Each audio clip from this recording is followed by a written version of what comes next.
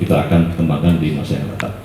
Nah, dengan demikian Bapak Ibu sekalian, berarti seluruh daerah NTT ini dengan kebijakan ini maka akan terbantukan mereka sehingga daerah-daerah ini ke depan akan menjadi daerah unggulan di masa-masa yang akan datang. Nah, yang kedua dalam konteks diskusi kita hari ini tentu ada pertanyaan, mana yang lebih penting antara pembangunan fisik material atau pembangunan sosial budaya? Ini kalau menggunakan filsafat ini atau itu, ini bukan sesuatu yang dikotomis, ya. Tetapi persoalannya adalah kita harus menggabungkan antara pembangunan fisik material di satu sisi, juga pembangunan sosial budaya di sisi yang lain. Ini satu hal yang tidak disadari ya, oleh banyak kalangan, bahwa sebetulnya pembangunan sosial budaya itu merupakan raja-raja, ya, semacam jimat-jimat penyelamat untuk Republik kita tercinta Indonesia ini. Jadi kalau orang melupakan sejarah Kupang, berarti sebentar lagi akan menghadapi kehancuran sebuah bangsa. Kalau kita melupakan berbagai macam kearifan-kearifan lokal yang dimiliki, maka sama dengan mengundang datangnya kehancuran atas negeri ini. Maka untuk itu, Bapak Ibu dan sekalian, kalau kita membuat dikotomi mana yang lebih penting, itu sama dengan membangun kontroversi hati menuju labil ekonomi.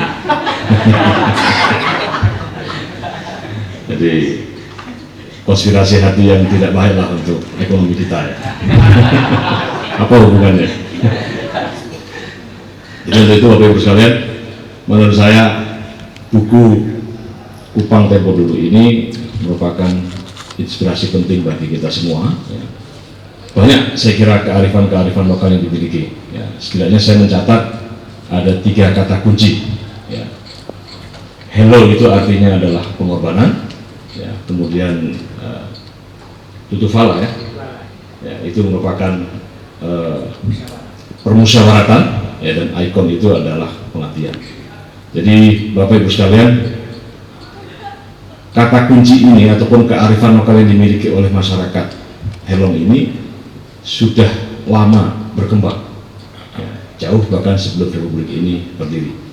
Artinya ini kemudian yang membangun semacam kristalisasi menjadi nilai-nilai yang pada akhirnya ini melahirkan Pancasila sebagai dasar negara kita. Saya juga sudah datang ke mana itu Pulau Seram, Seram bagian barat, Seram bagian timur, ya.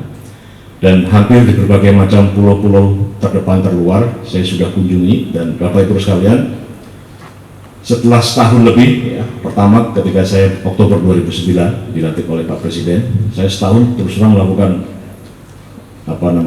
kunjungan dari pulau ke pulau, ya, untuk belanja masalah.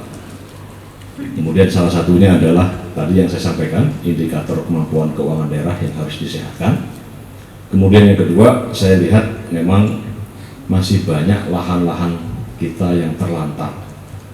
Jumlahnya kalau saya prediksi hanya 3 juta hektar lahan, ternyata setelah saya data sinkronisasi dengan BPN, datanya lebih dari 6,7 juta hektar lahan itu. Bayangkan Pak, kalau 6,7 juta hektar itu berarti berapa negara Singapura, ya. Nah, maka kita kembangkan program yang disebut dengan produk unggulan kabupaten, ya, kita arahkan agar para kepala daerah ini betul-betul bisa memanfaatkan lahan-lahan itu. Saya ambil contoh, ada satu kabupaten Bapak Ibu sekalian yang tadi